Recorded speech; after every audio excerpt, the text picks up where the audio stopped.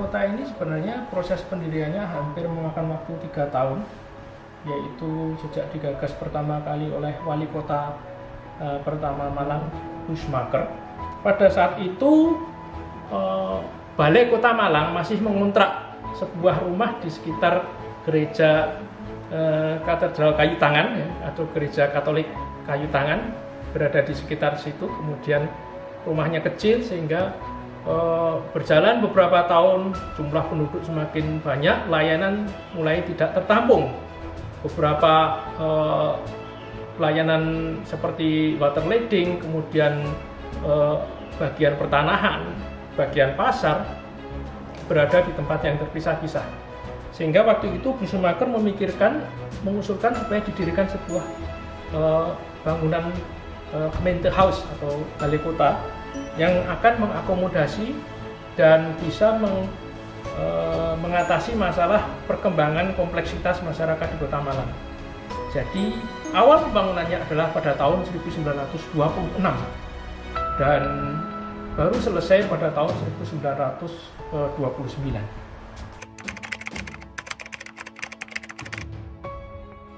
Balai kota ini sendiri merupakan sebuah rancangan yang disayembarakan. Ini sebenarnya hasil sayembara dari pemerintah Kota Malang waktu itu. Yang menjadi wasit adalah Hof van Landbouw, Dinas Bangunan Pemerintah. Namanya Insinyur Lemme. Nah, dia mengadakan sayembara dan ada 22 desain gambar yang masuk. Namun dari 22 itu desain 3 yang lolos.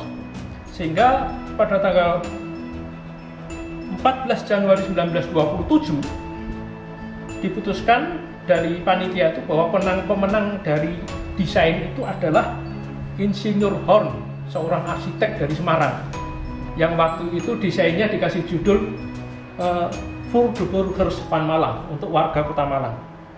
Jadi usulan atau pendirian bangunan ini usulannya tahun 1926. Namun desainnya selesai tahun 1927 dan pada saat itu bangunan itu dimulai pengerjaannya dan selesai pada bulan November 1929.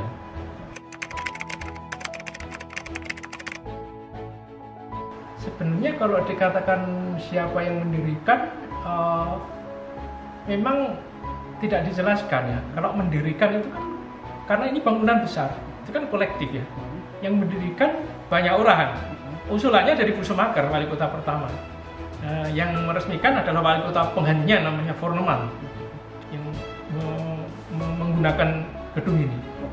Dan yang menarik adalah gedung ini punya karakteristik yang unik karena dari pembuatan desainnya dia mengikuti lempungan dari alun-alun Bunder yang disebut waktu itu namanya Koenplein.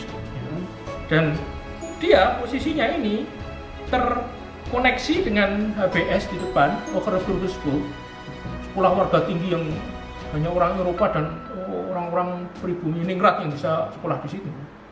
Dan dihubungkan ada jalan besar di sini namanya Dendels Boulevard ke stasiun Kota Malang.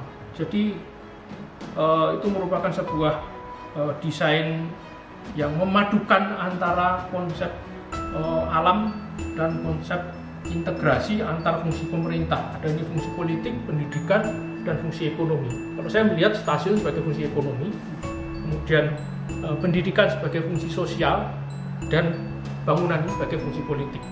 Jadi itulah yang bisa saya belajar. Ini menjadi sentral dari sebuah aktivitas atau sistem pemerintahan kota di Malang pada era kolonial.